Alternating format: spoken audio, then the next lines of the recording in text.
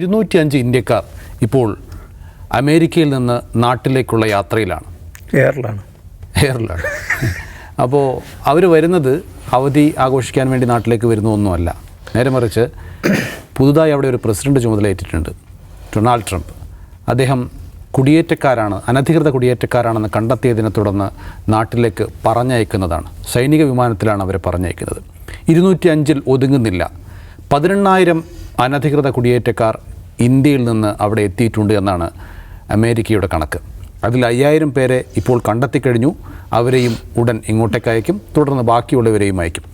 ട്രംപിൻ്റെ ഭാഷയിൽ പറഞ്ഞാൽ അവിടുത്തെ ശുദ്ധീകരണ പ്രക്രിയ തുടരുകയാണ്. അവിടെയുള്ള കുടിയേറ്റക്കാരിൽ 3-ാം സ്ഥാനത്തുള്ളത് ഇന്ത്യക്കാരാണ് എന്നും അനധികൃത കുടിയേറ്റക്കാരിൽ 3-ാം സ്ഥാനക്കാർ ഇന്ത്യയാണ് എന്നും കണക്കുകൾ വരുന്നുണ്ട്. ട്രംപ് അധികാരമേറ്റ ശേഷം ലോകക്രമത്തിൽ ആകപ്പാട് ഒരു ഡിസ്റ്റർബൻസ് ഉണ്ടാക്കാനുള്ള ശ്രമം നടക്കുന്നുണ്ട്. അതിൻ്റെ ഭാഗം കൂടിയാണോ ഇതൊക്കെ? അല്ല, ഡിസ്റ്റർബൻസ് പല നിലക്കുണ്ട്. ഡിസ്റ്റർബൻസ് തുടങ്ങിയിട്ടില്ല, ഡിസ്റ്റർബൻസ് വരുന്നേ ഉള്ളൂ. ഞാൻ ഇപ്പോൾ നൗഫൽ ആദ്യം പറഞ്ഞ കാര്യമുണ്ടല്ലോ, ഈ ഇന്ത്യക്കാരെ ഇങ്ങോട്ട് കയറ്റി വിടുന്നു, അതേക്കുറിച്ച് ഇതിങ്ങനെ നോക്കിക്കൊണ്ടിരിക്കുമ്പോൾ ആണ് എൻ്റെ മേശപ്പുറത്ത് പുതിയ ലക്കം കേസരി വന്നത്. RSSൻ്റെ മുഖവാരികയാണ്. അപ്പോൾ അതിൻ്റെ ഇത്തവണത്തെ എഡിറ്റോറിയൽ ട്രംപിൻ്റെ 2-ാം ഊഴം എന്നാണ്. ഇപ്പോൾ എഡിറ്റോറിയൽ തുടങ്ങുന്നത് എന്താണെന്ന് വെച്ചിട്ടുണ്ടെങ്കിൽ ട്രംപിൻ്റെ ഈ മികച്ച മുന്നേറ്റം. ആ മുന്നേറ്റം എന്ന് വെച്ചാൽ കടുത്ത ദേശീയവാദിയാണ് ട്രംപ്.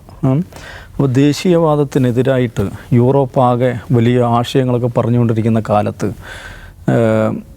ഒരു തികഞ്ഞ ദേശീയവാദിയായിട്ടുള്ള ഒരാൾ അമേരിക്കയിൽ അധികാരത്തിൽ വരുന്നതിന് കോൾമയിൽ കൊണ്ടുകൊണ്ടാണ് എഡിറ്റോറിയൽ ആരംഭിക്കുന്നത്.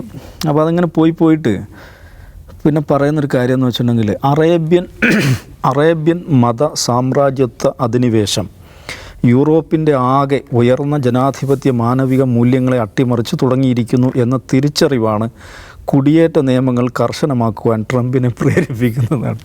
അപ്പോൾ ട്രംപ് കുടിയേറ്റ വിരുദ്ധ നിലപാട് സ്വീകരിക്കുന്നതിൻ്റെ കാരണമായിട്ട് RSSൻ്റെ മുഖപത്രം കോൾമെയിൽ കൊണ്ട് പറയുന്നതാണ് അറേബ്യൻ മത സാമ്രാജ്യത്വത്തിനെതിരായിട്ടുള്ള ശക്തമായ നിലപാടിൻ്റെ ഭാഗമായിട്ടാണ്.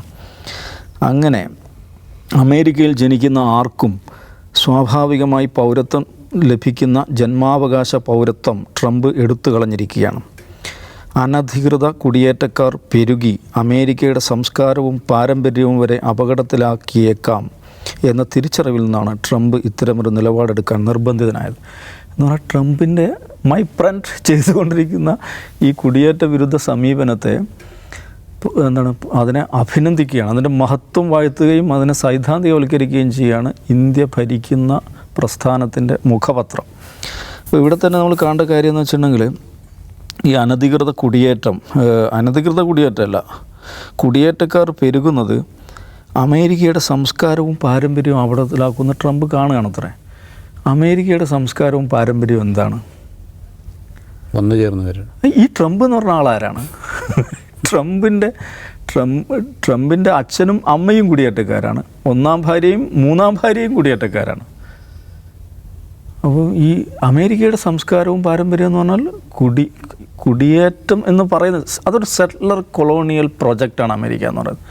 അവിടെയുള്ള റെഡ് ഇന്ത്യൻസ് എന്ന് പറയുന്ന അവിടുത്തെ തദ്ദേശീയരെ കൂട്ടക്കൊല ചെയ്ത് ആട്ടിപ്പായിച്ച് അടിമകളാക്കി സ്ഥാപിക്കപ്പെട്ട ഒരു സെറ്റിലർ കൊളോണിയൽ പ്രോജക്റ്റാണ് അമേരിക്ക എന്ന് പറയുന്നത്. അപ്പോൾ അവിടെ നേരത്തെ ഉണ്ടായിരുന്ന മനുഷ്യർ, അവരുടെ ഭാഷ എന്തായിരുന്നു, അവരുടെ സംസ്കാരം എന്തായിരുന്നു, അവരുടെ മതം എന്തായിരുന്നു, അവരുടെ ജീവിതം എന്തായിരുന്നു എന്നതിനെക്കുറിച്ച് ഓർമ്മകളെപ്പോലും ഇല്ലാതാക്കി സ്ഥാപിക്കപ്പെട്ട ഒരു പ്രോജക്റ്റാണ്. അതുകൊണ്ടാണ് ഇസ്രായേലിന് അമേരിക്കയ്ക്കിനെ സപ്പോർട്ട് ചെയ്യുന്നത്. അതേപോലെ ലോകത്ത് പിന്നീട് ഉണ്ടായിട്ടുള്ള ഒരു സംഗതിയാണ് ഇസ്രായേൽ.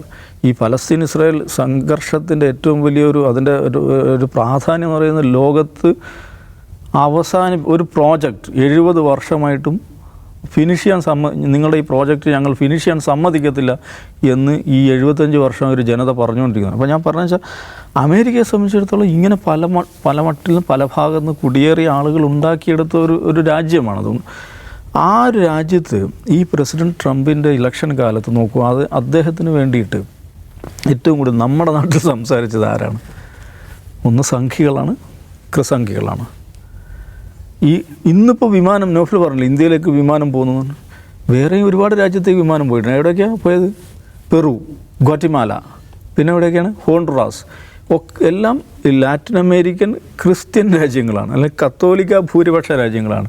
അപ്പോൾ ഈ ട്രംപിന് വേണ്ടിയിട്ട് ഹല്ലേലൂയ പാടി നടന്ന നമ്മുടെ നാട്ടിലെ ക്രിസംഗികളുണ്ടല്ലോ, അവരുടെ മച്ചുനന്മാരായിട്ടുള്ള അമേരിക്കയിലെ മലയാളികളായിട്ടുള്ള ആളുകളുണ്ടല്ലോ.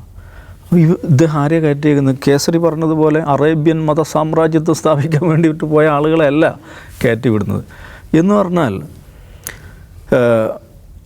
ഈ എന്തിനു വേണ്ടിയാണ് ഇവർ ട്രംപിന് വേണ്ടി നിലകൊണ്ടത്? തികഞ്ഞ എന്താണ് പറയുക, വംശീയത, പാരനോയ, അപരവിദ്വേഷം എന്ന് പറയുന്ന ഒരു പോയിൻ്റ് മാത്രമാണ് നമ്മളെ നാട്ടിൽ ട്രംപിനെ പിന്തുണക്കാൻ അവർക്ക് കാരണമായ ഘടകം എന്ന് പറയുന്നത് അപരവിദ്വേഷം എന്ന് പറയുന്നത്. ഈ മനുഷ്യൻ എന്താ ചെയ്തുകൊണ്ടിരിക്കുന്നത്? ഈ മനുഷ്യൻ ഇപ്പോൾ എന്താണ് ഗവേണൻസ് നന്നാക്കാൻ വേണ്ടിയിട്ടൊരു ഒരു മിനിസ്ട്രിയോ എന്തൊരു സെറ്റപ്പ് ഉണ്ടാക്കിയിട്ട് ഇലോൺ മസ്കിനെ അത് ഏൽപ്പിച്ചിട്ടുണ്ട്.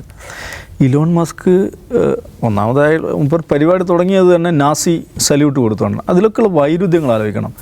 ഇലോൺ മസ്ക് ഒരു വശത്ത് ഇസ്രായേലിനെ പിന്തുണക്കുന്ന രാജ്യമാണ് അമേരിക്ക. ഇസ്രായേലിനെ നിലനിർത്തുന്ന രാജ്യമാണ്. ഇസ്രായേലിന് ഈ ജൂതന്മാരെ നശിപ്പിച്ചതാരാണ്? ഈ ഹോളോകോസ്റ്റ് നടത്തിയവരാണ് നാസികളാണ്. ഈ നാസി സല്യൂട്ട് ചെയ്തുകൊണ്ടാണ് ഈ ചങ്ങായി പരിപാടി തുടങ്ങുന്നത്. പുള്ളിയുടെ ഇപ്പോഴത്തെ പ്രധാനപ്പെട്ടൊരു ടാസ്ക് എന്താണെന്ന് വെച്ചിട്ടുണ്ടെങ്കിൽ വരാനിരിക്കുന്ന ജർമ്മൻ ഇലക്ഷനിൽ AfD ജയിപ്പിക്കുക. AfD എന്ന് പറയുന്നത് അവിടുത്തെ നാസി പാർട്ടിയാണ്. ഒരു വശത്ത് നാസികൾക്ക് വേണ്ടി നിലകൊള്ളുക, മറുവശത്ത് ഇസ്രായേലിന് വേണ്ടി നിലകൊള്ളുക. ഇതെങ്ങനെയാണ് സാധിക്കുക? ഇങ്ങനെയുള്ള വൈരുദ്ധ്യങ്ങൾ ഒരുപാട് ഇതിനകത്ത് വരുന്നുണ്ട്. അപ്പോൾ ഈ മനുഷ്യൻ ഇത് കഴിഞ്ഞ ദിവസം USAID പൂട്ടാൻ പോകണമെന്നാണ്. മില്യൺ കണക്കിന് ഡോളറിൻ്റെ പ്രോജക്റ്റുകൾ ലോകത്ത് നടപ്പിലാക്കിക്കൊണ്ടിരിക്കുന്ന ഏജൻസിയാണ്. അതിൽ ഉദ്യോഗസ്ഥന്മാർ വീട്ടിൽ ഇരുന്നാൽ വേണ്ടി ഓഫീസിൽ വരണ്ടെന്ന് പറഞ്ഞിരിക്കുകയാണോ? 10,000 ഉദ്യോഗസ്ഥന്മാരാണ് അതിലുള്ളത്.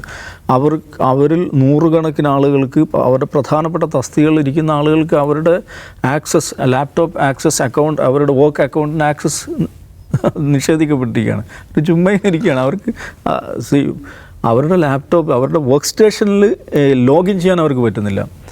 USAID ഒരു ക്രിമിനൽ എൻറ്റിറ്റിയാണെന്നാണ് ഈ ഇലോൺ മസ്ക് പറയുകയാണ്. ഒരു രാഷ്ട്രത്തിൻ്റെ ഉത്തരവാദിത്വ സ്ഥാനത്തിരിക്കുന്ന ഒരാളാണ്. ആ രാഷ്ട്രത്തെ ലോകത്ത് പ്രൊജക്റ്റ് ചെയ്യുന്ന പ്രധാനപ്പെട്ട ഏജൻസികളൊന്നായിട്ടുള്ള USAID കുറിച്ച് അദ്ദേഹം പറഞ്ഞത് ഒരു ക്രിമിനൽ സംഘമാണെന്നാണ് പറയുന്നത്.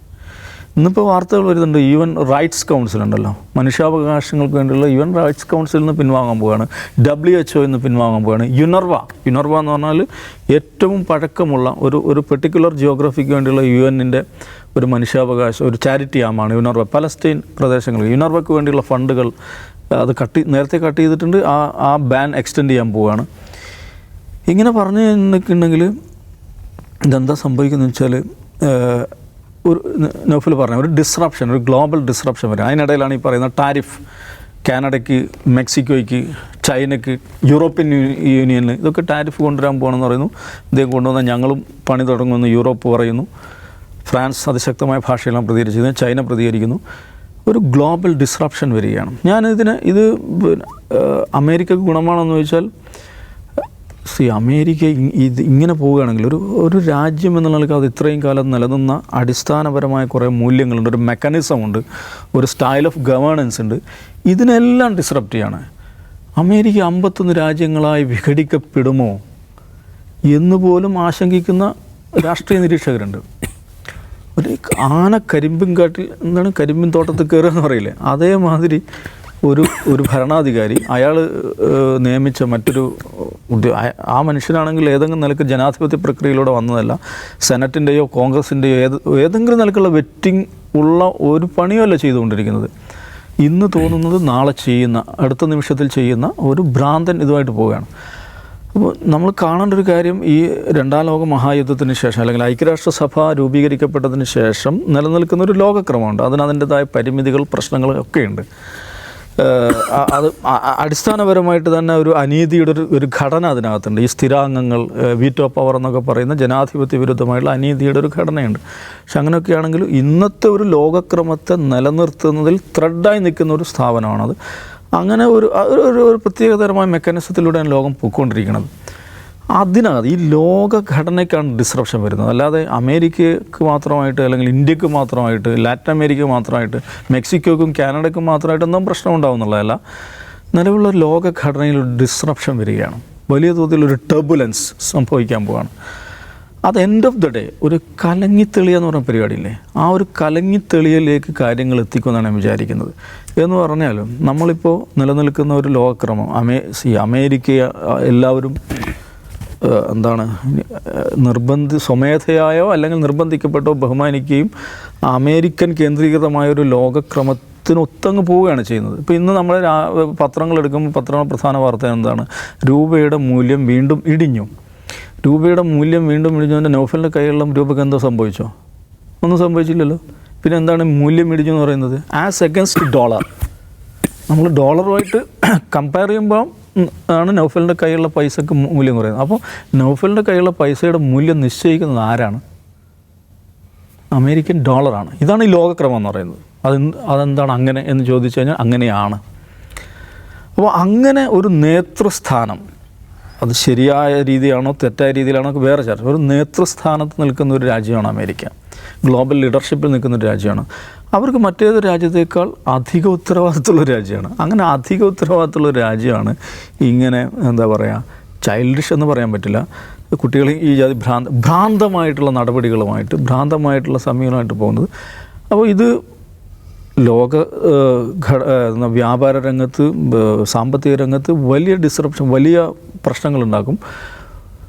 നമ്മൾ അപ്രതീക്ഷിതമായിട്ടുള്ള പല മാറ്റങ്ങളും ലോകത്ത് സംഭവിക്കും. പക്ഷേ എൻഡ് ഓഫ് ദി ഡേ ഒരു ദീർഘകാല അടിസ്ഥാനത്തിൽ നോക്കുമ്പോൾ ഈ പറയുന്ന ഈ ഹെജിമനിക് ആയിട്ടുള്ള ആധിപത്യ ശക്തികൾ വാഴുന്ന ഒരു ലോകക്രമം അത് സ്വയം തകരുന്നതിൻ്റെ തുടക്കമായിട്ടാണ് ഞാൻ കാണുന്നത്.